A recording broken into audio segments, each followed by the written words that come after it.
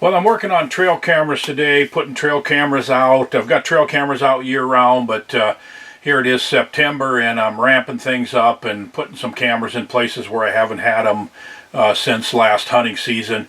This morning I was on a Facebook page, and I'm on there quite a bit. It's a page about trail cameras, and almost every day someone comes on there and asks, what is a good, cheap trail camera? And I don't respond. What I normally would like to say is, do you want good or do you want cheap? Because you really can't have both. And there's a lot of people that go, hey, you know, you can buy this and this for under 50 bucks and so forth. And it's a really common thing. And I would like to talk to you a little bit about trail cameras and about the difference between the cheap trail cameras and expensive trail cameras. And there is actually a sweet spot kind of in the middle between the $50 cameras, which have a lot of issues that are negative, and the $500 or $400 cameras, which really the only issue that's negative, I guess, is the price. But there is kind of a sweet spot, which I'll tell you in a little bit. And I also want to talk about the myth of megapixels and the importance of a lens and sensor, which is something that very few people think about. And then there's other factors to consider, like the size of a screen display, the trigger speed, and all of these other things that go into your decision-making process. So let's just take a few minutes to sort of walk through what to look for in a trail camera and to try to find one that works really well for you, that's in your price range. But let's start out with the myth, what I call the myth of megapixels. A lot of people think that the more megapixels a camera has, the better quality picture it's going to have. Simply not true. The megapixel is not a measure of the quality of the photo. The megapixel is a measure of the size of the photo. So if you've got a camera with a poor lens and sensor that you paid $50 for or whatever, and it's 20 megapixels, that could be a worse quality photo than a camera that has a good lens and sensor that only has 3 or 6 megapixels. You see, a 3 megapixel picture that's blurry, if you have a 20 megapixel camera with the same components, then a 20 megapixel is just the same blurry picture, it's just a lot bigger. So keep that in mind. It's not about megapixels. That's secondary to the quality of the lens and sensor. Let's talk about that a minute. You see this Canon EOS camera? It cost me about $1,200 for the camera body. The lens, this is about an $800 lens. Okay, I use them all the time. Now, you could buy a camera body that looks just like this one. Instead of $1,200, it costs you $5,000. You know what the difference is? It's the quality of the sensor is the primary difference within the camera, the quality of the sensor. Now, most people don't need a camera with a $5,000 price tag because they are not shooting cover photos or magazine art or something like that. So that's why a $1,200 camera works good for me. Well, you can buy a real camera for a fraction of this price and not have as good of a sensor, and you're not going to have as good of photos. This is a good middle ground camera for me. This is about an $800 lens. That's about an $1,800 lens. And you could buy a lens that looks almost identical to this and it costs you $10,000. You know why? Because it's the quality of the glass in the lens and the coatings on the glass that cost so much money. It's the same way with trail cameras. You can buy a junky cheap trail camera. It's going to have a really poor sensor and a poor quality lens, and you're not going to get very good pictures. It's not about megapixels, it's about the quality of the lens and the sensor. So the real main difference between the cheap cameras and the really high quality cameras is that lens and sensor. And that's what's going to get you your really good quality video and photographs with the trail camera. So here's one way to look at it. Do you want good pictures, or are you satisfied with poor quality pictures and a poor quality camera that you maybe paid $40 or $50 for? Think of it this way. see, you need trail cameras. You go buy 6, 8, or 10 of these $40, $50 trail cameras, and in 3 years, about half of them are still working. Or you could pay 2 or 3 times that much and have the same number of cameras, and they're all still working, and they're taking better quality pictures after 3 years. So that's a really important factor to keep in mind. You might be better off to buy less cameras now and better quality cameras than have to replace ones in the future. And let's face it, these small camera companies, that a lot of them are poor names with poor quality cameras that have absolutely no customer service. You go buy the camera and you're on your own.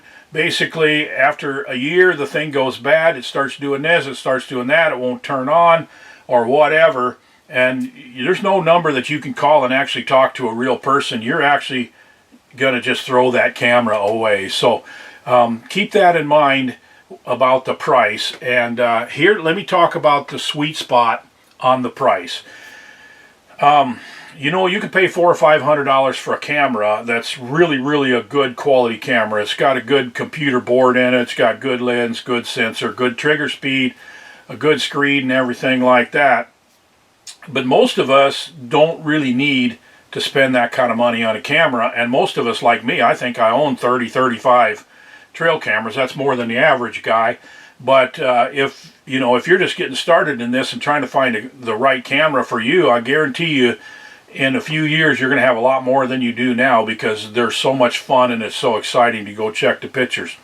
Okay, then you got your $30, $40, $50 cameras that are on sale at Walmart or whatever, and you're not going to be happy with those in the long term. You're going to end up sitting those, whatever's left working, in the corner of your garage. Another question that you want to ask yourself is, do you need video?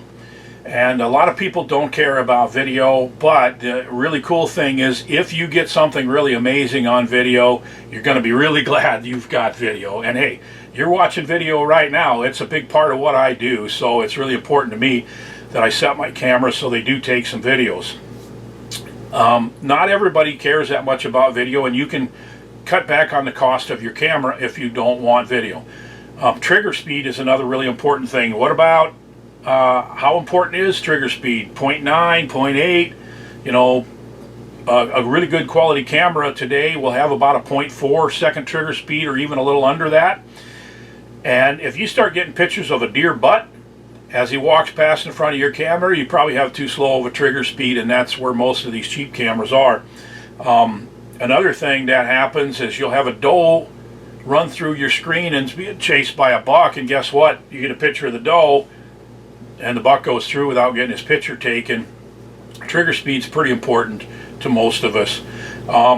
Cameras can have a video screen on the inside, which allows you to play back your videos and photos.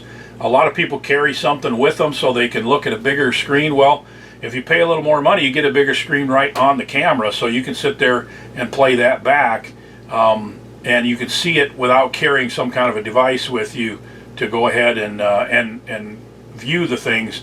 You're going to probably eventually want to watch a bigger screen video, but you can look at your camera and have a pretty good idea of what the pictures that it's taken just from the screen, and the bigger the better, in my opinion. Reliability is a really key issue with the camera too, and it just makes sense that the more you pay for a camera, the better reliability you're going to have, because it has quality components. There's cameras that are made in China. The majority of the cameras are these days. Some of them have just some components that are made in China, but there's also a huge variety in the reliability of a camera all over the map. You know, reliability is a really key quality for me, because I travel to different states to hunt. I hunt a lot of do-it-yourself hunts on public land, and when I put those cameras out, the information that camera is gathering for me is so critical. And people talk about getting trail cameras stolen on public land. I can replace trail cameras, but the information that those cameras contain is more valuable than the trail camera itself, because what's on that SD card is really valuable, and I'm more concerned about that. So if the camera takes a crap on me when I'm in Kansas or Iowa or Missouri or North Dakota on a bow hunt, on public land and I lose a day or two's worth of information that camera is gathering for me, it affects my decision-making process. It might affect whether or not I actually shoot a deer on that trip. So the reliability is so critically important for me that I'm always willing to pay a little bit more for more reliability. Kind of the sweet spot, I believe, is this. A camera that will take good photographs and has a pretty decent quality lens and sensor and has a decent trigger speed like a 0.6 or so would be about $100 camera. In fact, the Covert MP16 Black is a really good example of that. It's 99 bucks and it's a really good trade-off. Takes decent pictures, doesn't take video, doesn't have a very big screen, but for the person that's just starting out and you just want trail camera pictures, it's a really good choice. Now if you want video too, and maybe a little bit faster trigger speed, then you're going to move up to the, like this is the Covert NBF 30. That's actually 30 megapixels, and it's got 0.4 second trigger speed. It's got black flash. It takes really good videos. It's got a really nice big screen on the back to watch your pictures and videos.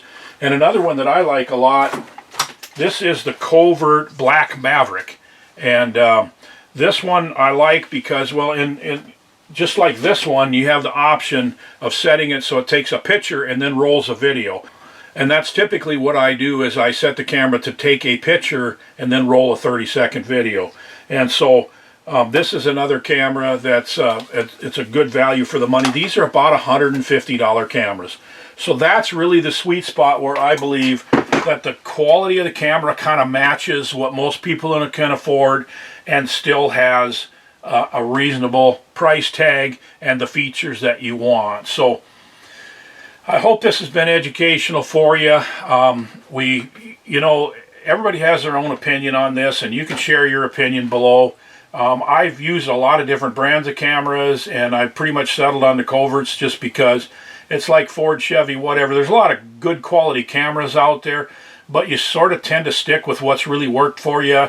And if you've had good success and you like it, and the customer service is excellent. If you do have a problem, that's kind of where I've landed here. So that's just me, but I wanted to point that out. So leave a comment in the comment section below. Like this video, subscribe for a lot more videos. There's tons more trail camera stuff on here, deer hunting, bear hunting, all that stuff. This is a great channel for you if you're interested in this type of thing. So thanks for following along.